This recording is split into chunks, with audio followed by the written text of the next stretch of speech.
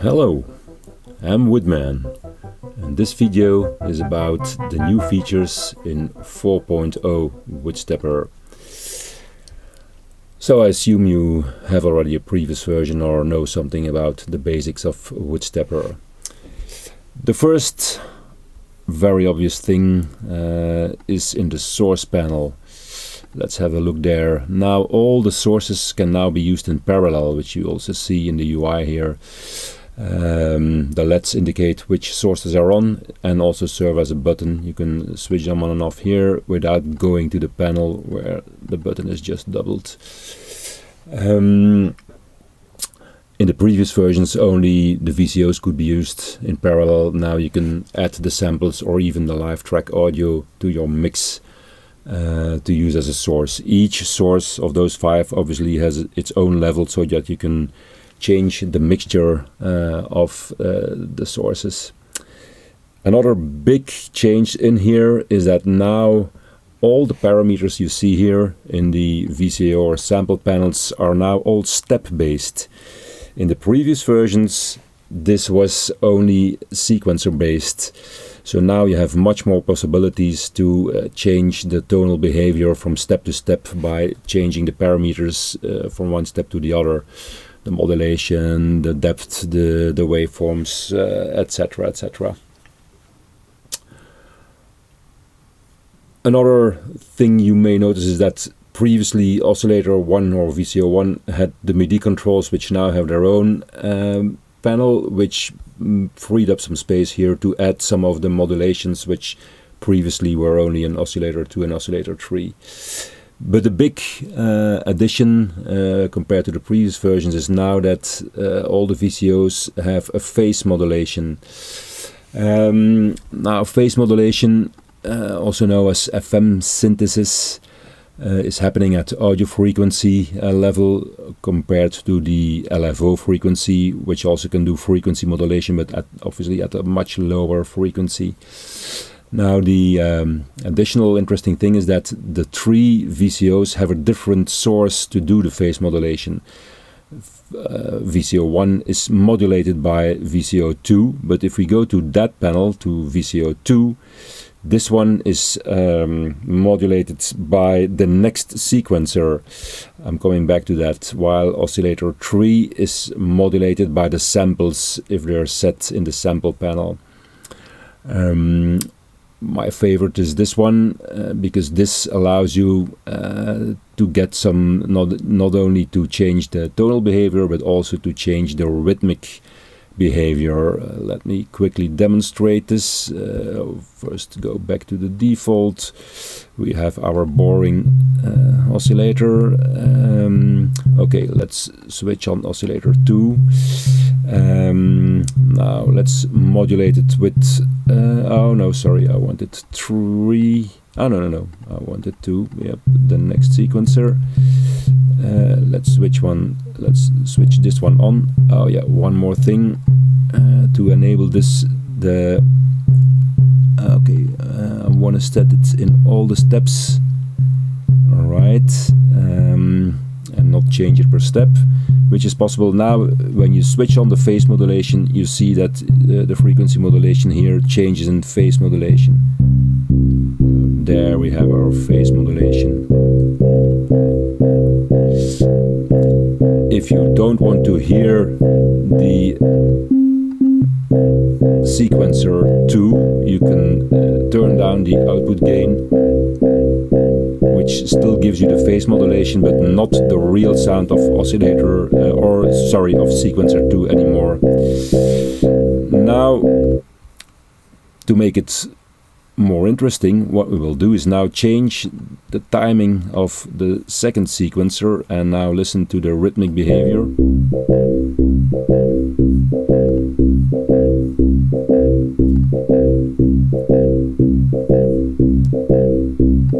Or if we add sequencer 2,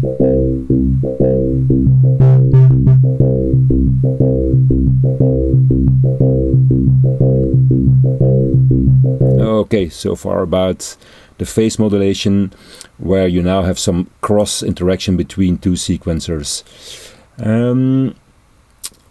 All right, another bunch of changes were in the sample panel. The most important one, I think, is also that the start and the slice width are now step-based. So first, let's load the sample, switch off the oscillator, switch on the samples. Let's just load a sample here. Okay, here we have our sample. Switch this one off. Okay, that's the sample. Now, okay, all steps is on for the moment being. I want to change and only use a slice of the sample. So I create a little slice here, as you can hear. Now the interesting part, of course, is if we switch off all steps, and now let's change the start from one step to the other. Just taking some here. Some examples. We could also do that while it's running, but for the moment being, just do it this way. Okay, and one more. Oops. And the last one, just taking random steps there. Now let's listen to this. All right. Another important button here is auto gain. As you see with a percussion sample, usually that's very loud in the beginning, decays very fast. Without auto gain, okay, I want the auto gain on all steps, of course, like this. That's already better. But now let's make it a little bit more interesting. Reduce the width a little bit. And now crank up the speed.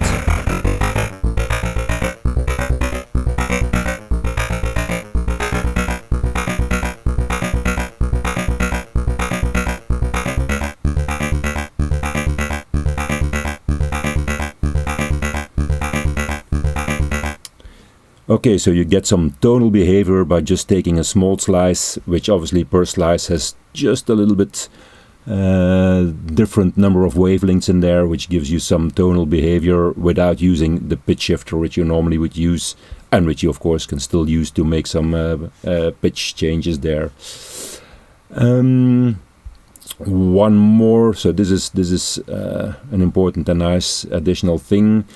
It also has a frequency modulation now, and that's also new, I think. In the track, the thing added there was a distortion function, so you can now distort your live or track input before feeding it into the rest of the chain.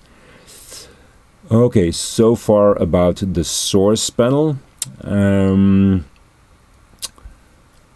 Let me see the load we had. Oh yes, before I continue, we of course loaded the file, we loaded the samples from file. You can also do the record. If you arm it and connect it to some input, you can record your sample here as well with some additional parameters.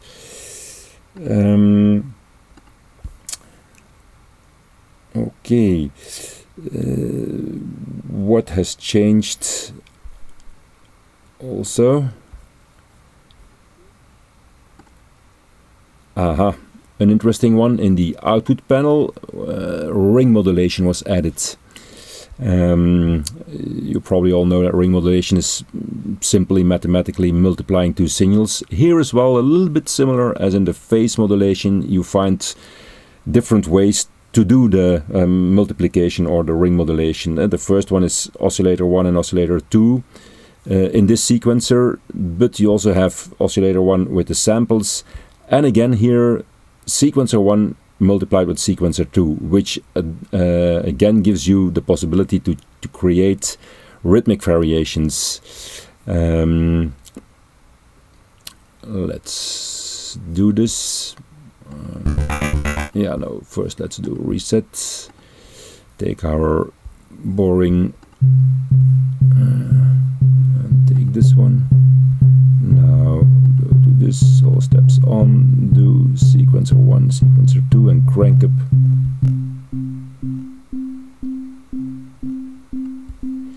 Of course it only becomes interesting when we change a little bit the tonal behavior here and detune it a little bit.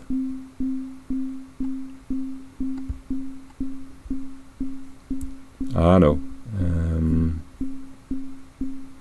what did I do wrong?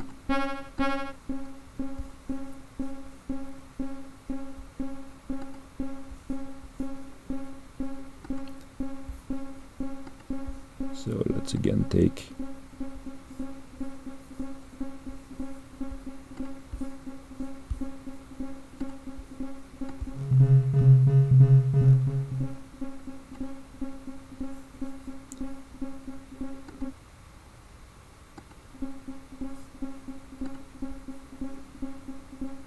you hear what you can obtain with playing with this. All right, let's switch it off. Oh, you can enable them all at once as well. All right, what else do we have? Before we continue with the variation panel, two new buttons here. You used to set the pitch variations here with the pitch panel. First of all, you see that now all the notes are displayed. You can also do that when pressing the record button, which also allows you to record notes when you press a key on your keyboard. Actually, you see a note value, but behind the scenes actually a pitch value is calculated. Have a look when I change, for example, this note. I have to go back. You will see that it actually did set the pitch value here. Set another one. Yeah, it jumps to the next one, so I have to go back. So it calculates the pitch value from the ground note, which is actually the one set in your oscillator, and the key you press, and then it calculates a pitch value and maybe even some octaves down when it's going a bit lower. Similar, okay, let's close the pitch panel, to set the gain. Normally the gain per step was set in the envelope panel. You can set it. Here now you have another button where immediately you have a pop-up to set the gain much faster and per step. These are also two new items. And then, yeah, just another one before we go to the variation panel. The Midi Learn is now general. Yeah, it's quite simple. You click on one, it becomes red. If you then turn one of your knobs, it should, no, I first have to enable it, CC enable. Alright, we go back to the Midi Learn. For example, where was I? Let's say the pitch, for example.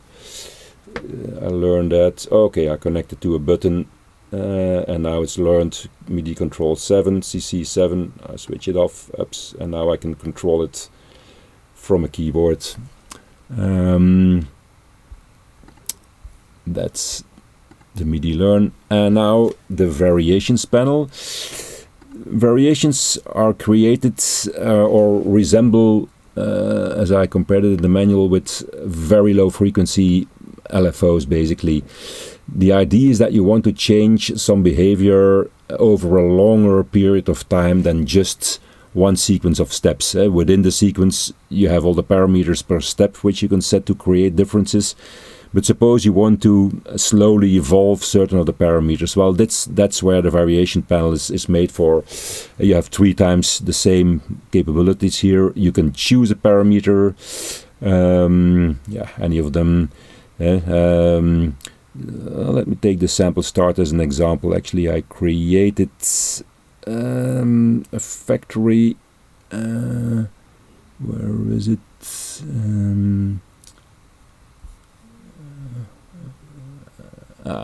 Just a sample. So what it does is it changes the sample start and will reach the value here after 4 sequences. So let's have a look how this is sounding.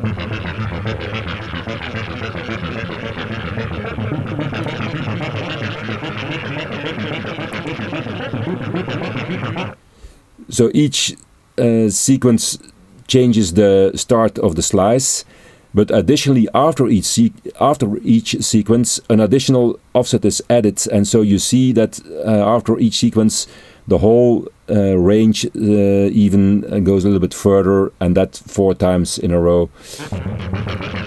Second, the third, and the fourth, and then back to the first one. Okay, I also added some other parameters like the LFO depth, which is changing over after or reaching its maximum value after 12 sequences. The delay sense is reaching it after 7 sequences, etc. You can choose additionally if it's up or down, or if it's a continuous value, which means that it will change the value also already per step. And one additional way of changing your long-term behavior is changing the pitch values. You can set also again here the number of sequences. This is your ground note, and then after 4 sequences it will change the pitch with that amount of semitones. If I go back to the default, take our boring one, but let's just to demonstrate this, let's just take some values now, crank it up a little. Okay, it's 4 sequences. Okay,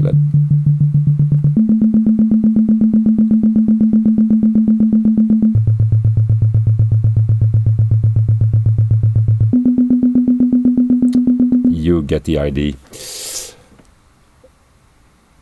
Alright, I think I covered most of the new features. Maybe I forgot a few of them, but then they're also mentioned in the manual. I would say have fun with WoodStepper 4.0, and if you have any questions or want more explanations, please let me know either by emailing me or making some remarks or posts on the AudioBus forum. Bye bye.